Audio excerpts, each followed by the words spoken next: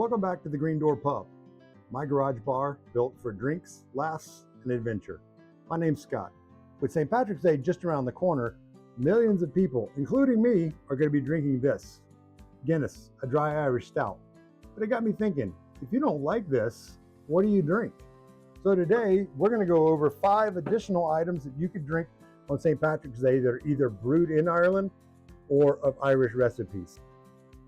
The first one is Magners Irish Cider. This is the oldest Irish cider brewed in Ireland. It's brewed by Bulmer's Irish Cider, which is what it's sold under in Ireland, but here and in other places, it's known as Magners. So if we look at this,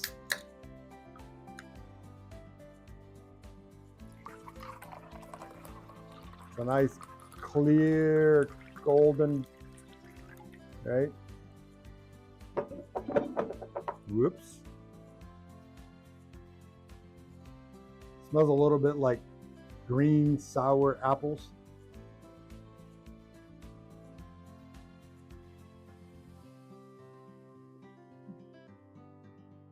Has a slight tartness, but very sweet. So if you like sweet things, maybe the Magners is the way to go for you. The next item is this Harp Lager. It's a 4.5% lager brewed by Guinness. It's definitely going to have a very light body, probably even more pale than the Magners, as we can see. It's nice and crystal clear. It's got some floral noble hops on it.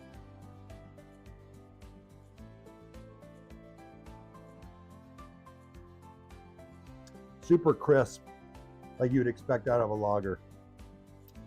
So if you don't really like dry Irish stouts and ciders is not your thing, if you're more of a domestic drinker, the Harp's going to be the way to go for you. Next is the Sullivan's Irish Gold. It's a golden ale. Sullivan's is based in Kilkenny, Ireland, and was opened in 1702.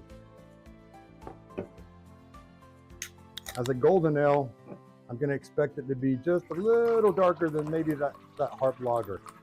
With an ale, it's going to have some fruity esters to it.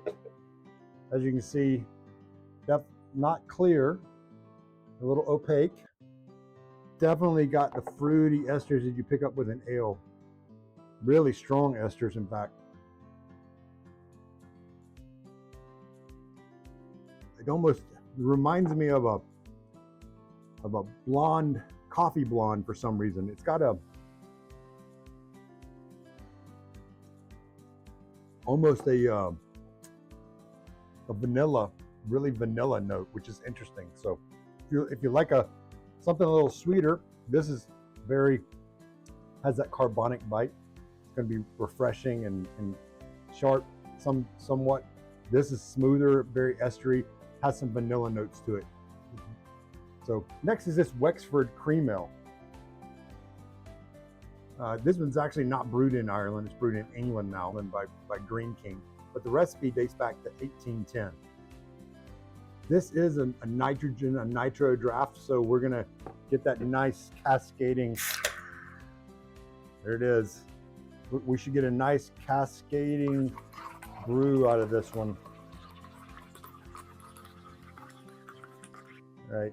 Maybe you can see the cascade happening there. See it starting at the bottom and developing. We'll have to let that one go. This is one I've enjoyed on St. Patrick's Day many a times as well. Just a little bit different.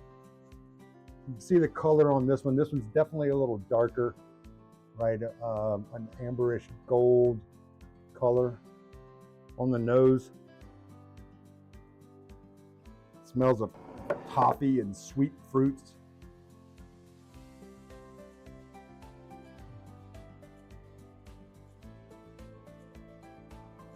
And the taste of it too.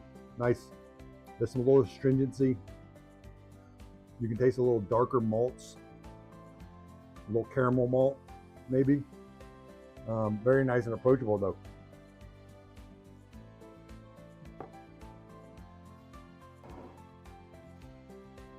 And finally, we've got Smittix. And I think most of us have run across Smittix before. It's brewed in Kilkenny, Ireland, and has been brewed since 1710. This one has a distinctive ruby red color, classic with what they call an Irish red.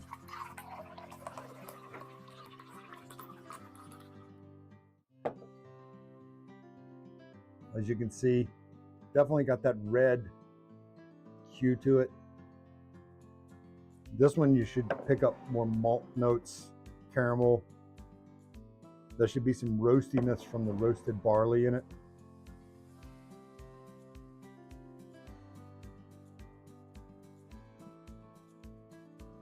Definitely bright. Not picking up as much roast as I would have thought, but still a classic nonetheless. Any of these would be perfectly acceptable to enjoy on St. Patrick's Day if you don't like Guinness. And just remember, you can also layer this one, and this one with Guinness and get a snake bite, a half and half, or a blacksmith. So I hope you found something you can enjoy this St. Patrick's Day. And with that, I'll say sláinte and happy St. Patrick's Day.